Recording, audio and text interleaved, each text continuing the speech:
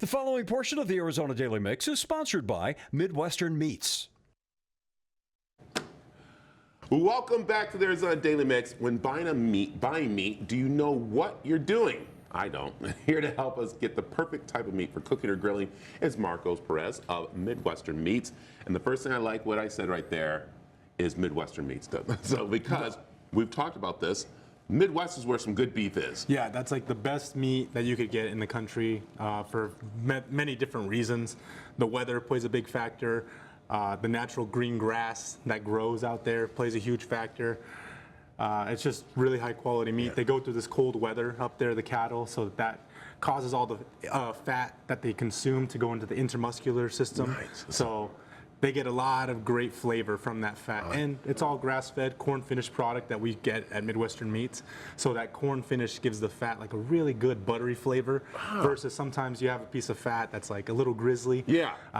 Our stuff, like butter. Okay. So that's awesome. And did you know about meat like before you guys got the company? Because you guys just recently got, well, not recently, but you've had this for a little bit, right? Yeah, no, we purchased the company in June of 23. Okay. So I did not know anything about meat other than I really enjoyed eating meat. I really enjoyed having it, but I didn't know much about it. But just being in the game has helped me learn a lot. I like it. Okay, so let's talk about getting the right piece of cut and the right meat you need. Because like I said, I just walk in, give me that big old piece right there. Yeah, you know, some people have their preference of what they like. They like their meat like a little more beefier. They like their meat to be real fatty. Some people don't like that at all. Some people want it to be real tender. And so we have a bunch of different pieces here today. We have like our New York strip right here, which is kind of your in-between, real good beef flavor, but good fatty flavor as well. Okay. And then you have our rib roast right here, which is going to be our ribeye steaks. To me, that's king of steak right there. A lot of great flavor, good fat, good marbling. And then we have our most tender piece of meat that you could get, which would be the tenderloin there, which turns into filet mignons. But I could cut a couple pieces of steak. Yeah, cut a piece of steak. And so when we go to the store, and I'm looking here, I mean, Lexi brought up a good thing, and that was looking at the fat and how much is there and the flavor and stuff, right? Yes. So when you see a steak like this, you got a lot of good fat right there. We would really trim it up for you at the store a little bit, something like this, for when we're finishing up. So you're going to get something that looks kind of like that. Okay. All that white stuff right there is fat. A lot of people try to avoid the fat, but I say our fat is really good. Grill it, eat it. You want to make sure that it renders down on the grill or on the cast iron. Yeah. Show it to that camera right there so that people can see what we're talking about but all that white stuff right there is going to be called marbling right there. So this right here is a New York strip steak. Comes off the New York strip loin right there.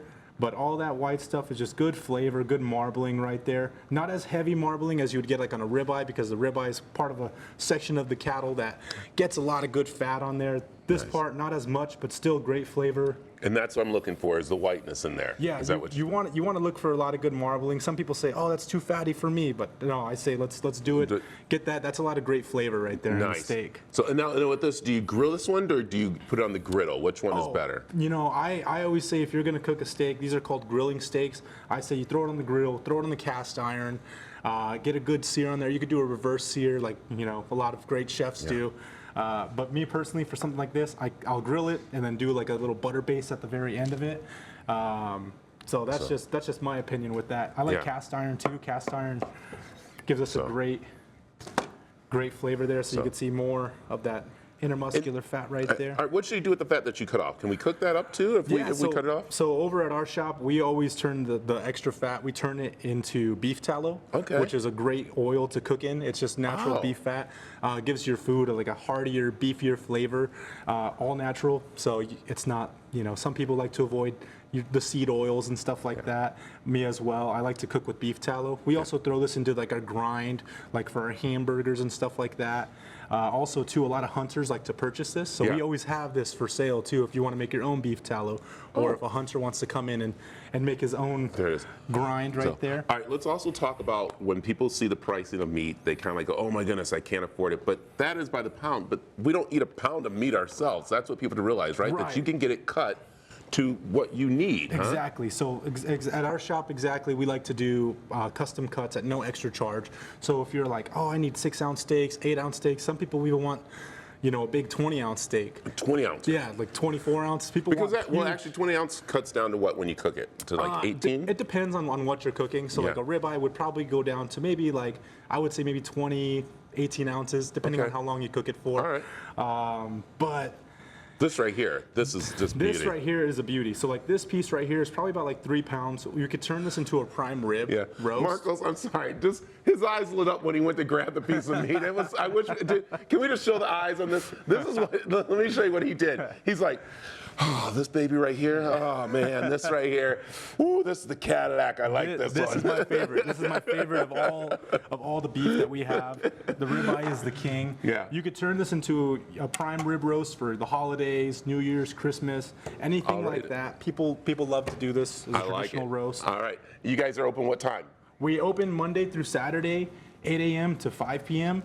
There you go. Look at that. Cutting up. Information's right on the screen where you can find Midwestern Meats in Mesa. Look, everyone piped in on that bad boy. Like, ooh, yeah. So, also, if you want more information, head over to azdailymix.com. Marcos, thank you, man. Thank That's you. awesome. Thank you guys for having me. The preceding portion of the Arizona Daily Mix was sponsored by Midwestern Meats.